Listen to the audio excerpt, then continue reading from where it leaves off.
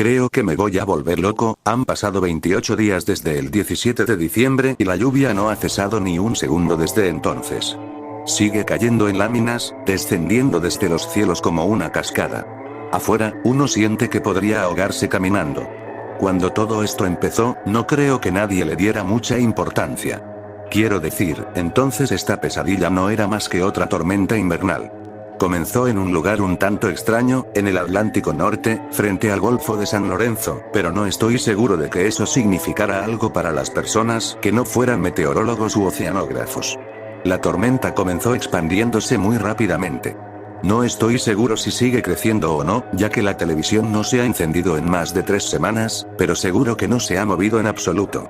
Las cosas empezaron a verse más extrañas cuando el viento no logró mover la tormenta. Siguió golpeando a Nueva Inglaterra, creciendo hacia el sur a lo largo de la costa desde Maine hasta donde yo vivía en el condado de Nassau, en las afueras de la ciudad de Nueva York.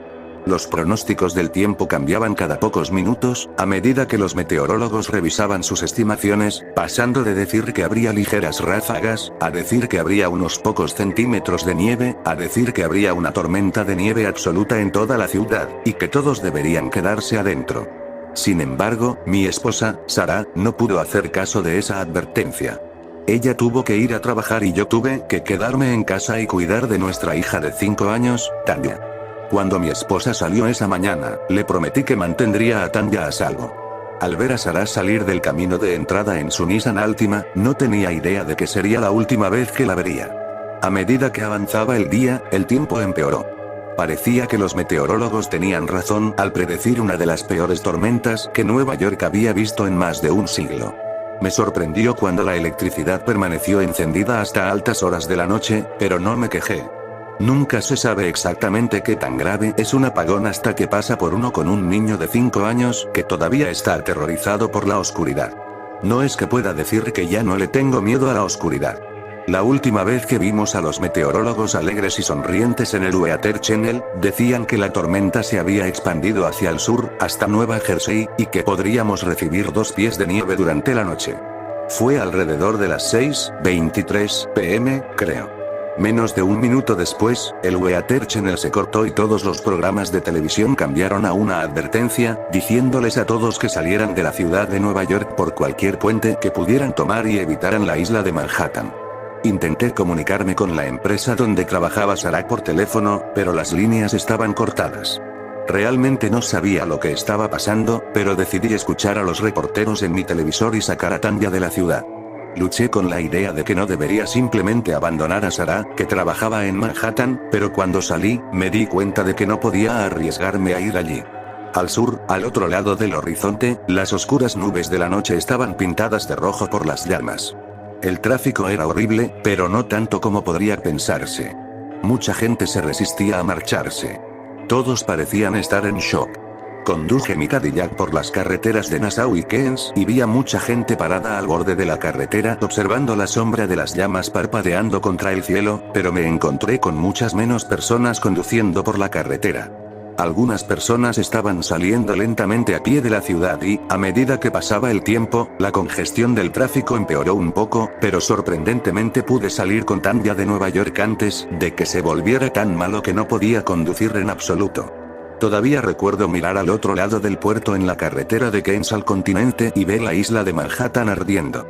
No creo que alguna vez lo olvide. Tanya seguía mirando por la ventana, sin palabras y, creo, también cansada. No sé con certeza qué hora era, pero creo que eran más de las 11. Conduje toda la noche por el campo, tratando de captar una estación de radio que pudiera decirme lo que estaba pasando. Pero no había nada por ninguna parte, salvo noticias de la evacuación obligatoria de Nueva York. Me pareció extraño haber visto muy pocos policías y ningún oficial militar por ninguna parte. Ahora, mirando hacia atrás, creo que probablemente todos estaban en otra parte o muertos. Al día siguiente, las cosas fueron peores. El clima empezó a calentarse y la nieve se convirtió en lluvia. Montones de nieve al borde de la carretera se estaban derritiendo y el asfalto estaba cubierto de agua y barro. Las nubes se oscurecieron a medida que avanzaba el día y nos topamos con más y más tráfico, procedente de lugares a lo largo de la costa de Nueva Inglaterra. La orden de evacuación por radio se transmitió entonces a todos, desde el sur de Massachusetts hasta Nueva Jersey. Cuando cayó la noche, era bastante difícil distinguir la noche del día. Tanya empezó a preguntarme dónde estaba su madre y tuve que mentirle y decirle que Sara estaba bien. En realidad, yo también me estaba mintiendo a mí mismo. Pensé que tal vez ella estaba en algún lugar de la carretera en este momento, a salvo en su Altima plateado. Ahora no tengo dudas de que ella ya estaba muerta. Al final tuvimos que salirnos de la carretera e irnos a dormir en nuestro coche. Había algunos sonidos extraños en la noche a nuestro alrededor, y mi hija seguía despertándose, asustada de que el monstruo que ella creía que había estado viviendo debajo de su cama en Nassau estuviera allí con nosotros, viviendo debajo del auto. Le dije que todo era solo su imaginación, pero no pude evitar escuchar el chirrido en el tren de aterrizaje, o el ocasional ronroneo grave proveniente de algún lugar más alejado en la noche. Cuando llegó la mañana, todo parecía estar bien otra vez. Es decir, hasta que me puse en marcha. Quería creer que los sonidos que había escuchado la noche anterior y la sensación siempre presente de algo allí afuera en la noche habían sido producto de mi imaginación, pero lo que vi al costado del camino sacó esa agradable noción de mi cabeza. Por todas partes había coches todavía estacionados al borde de la carretera, con las ventanillas rotas y, a veces, con las puertas arrancadas de las bisagras. Delante de algunos, senderos profundos se perdían en la distancia a través de la nieve derretida. No había manera de que me quedara fuera en el auto esa noche. En lugar de eso, elegí encontrar una casa a lo largo del camino que parecía vacía y, bueno, entré. Para ser más exactos, llamé a la puerta y se abrió sola con un chirrido. No había nadie adentro, así que decidí que Tanya y yo podíamos quedarnos allí esa noche. La puerta se cerró de forma segura detrás de nosotros y parecíamos estar a salvo. Hemos estado en esa casa desde entonces. Al principio, nos quedamos en la parte superior de la casa, pero a medida que las noches y los días se fueron juntando hasta convertirse en una mancha oscura y negra, decidimos que el sótano probablemente era más seguro. Justo a tiempo también. Poco después de bajar al sótano, escuché que algo rompía la puerta principal y se estrellaba en la parte superior del edificio, derribando mesas y derribando el televisor. El tiempo pasó lentamente, prolongándose eternamente. La temperatura siguió subiendo cada vez más, hasta que empezó a sentirse más como en pleno verano que en pleno invierno. Entonces, una noche, creo que era imposible saberlo, el mundo que nos rodeaba se volvió más cálido que el interior de un horno. No puedo decir que la temperatura fuera inferior a 150 grados. Estaba casi literalmente hirviendo. Un poco de agua había comenzado a filtrarse hacia el sótano a través de ventanas en lo alto de las paredes, y mi hija y yo tratamos de mantenernos al margen, porque estaba casi lo suficientemente caliente como para hervir. Esa fue la noche que vi algo que realmente desearía poder dejar de ver. Mi hija se fue a dormir temprano. Estaba cansada y, creo, un poco enferma. Por un rato la dejé dormir sola, eligiendo mirar por una de las ventanas cerradas, por donde no entraba agua.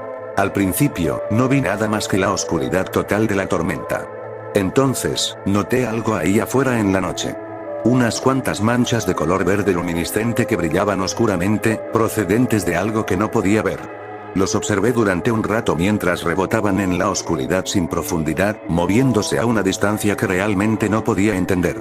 Luego, hubo varios relámpagos brillantes y me di cuenta de que lo que estaba viendo era mucho más grande de lo que podría haber imaginado. No estoy totalmente seguro de qué tan alto era, pero sé que tenía que ser más grande que una montaña.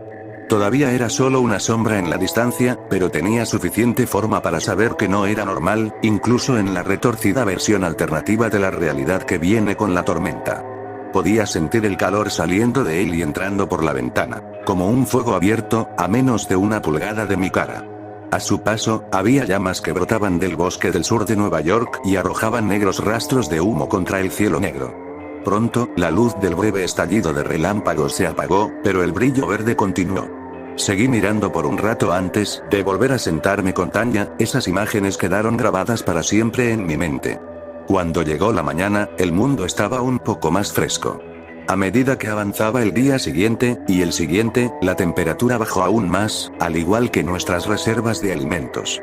Los dueños de la casa tenían en el sótano comida para varias semanas.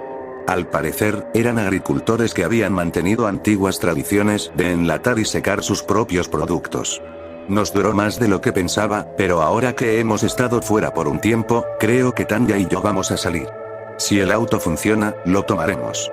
Si no es así, ya se nos ocurrirá algo. Hay agua por todas partes y tiene más de 1 pie de profundidad en la tierra plana de aquí. El suelo alcanzó su punto de saturación hace semanas y el agua no ha tenido tiempo de escurrirse por completo. No sé qué va a pasar si sigue lloviendo. Supongo que esta parte de Nueva York se unirá al océano Atlántico. Solo estoy pensando que tal vez podamos llegar a un lugar seguro. Tiene que haber algún lugar donde esta tormenta no haya llegado. Dejo esta nota aquí, por si alguien eventualmente la encuentra. Solo quiero que quede algún remanente de Tanya, Sara y yo pasando por este mundo. No quiero que todos seamos 3 caras más en la tormenta.